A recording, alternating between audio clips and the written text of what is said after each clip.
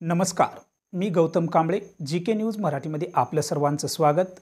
तुम्ही पाहत आहात मराठवाड्याच्या कुशीतलं जी.के. न्यूज मराठी.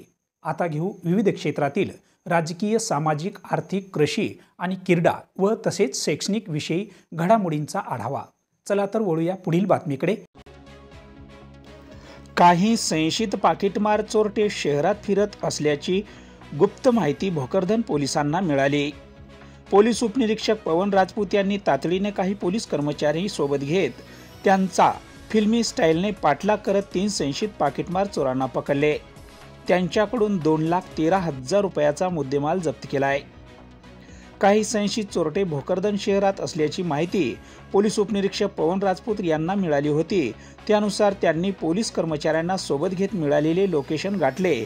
त्या ठिकाणी काही संशयित व्यक्ती आढळून आल्याने पोलिसांनी त्यांची चौकशी करण्याचा प्रयत्न केला असता ते संशयित गाडी घेऊन शहरातील महाडा रोड दिशेने पळाले. पोलीस उपनिरीक्षक राजपूत व त्यांच्या पथकाने या चोरांचा पाठलाग केला. 2 चोरटे पकडल्यानंतर एक संशयित महाडा रोडवर असलेल्या प्रभात इंग्लिश स्कूलच्या बाजूला शेतात पळत सुटला. पोलिसांनी त्यांचा फिल्मी स्टाईल पाठलाग करत अत्यंत धाडसी पद्धतीने चोराला अटक केली आहे. एकूण 3 संशयित चोरटे ताब्यात घेण्यात आले असून त्यात आकाश छोटू परदेशी राहणार जालना, सय्यद सोहेल सय्यद आलम राहणार जालना, सय्यद उस्मान राहणार संभाजीनगर असे संशयिताची नावे असल्याने राजपूत यांनी सांगितले. या कारवाईत पोलीस कर्मचारी शिवाजी जाधव, विकास जाधव, योगेश गवळी, दीपक इंगळे यांचा सहभाग होता. Bureau report, GK. News Jalna.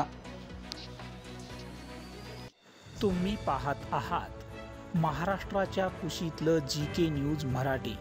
सात जनतेची, भूमी महाराष्ट्राची.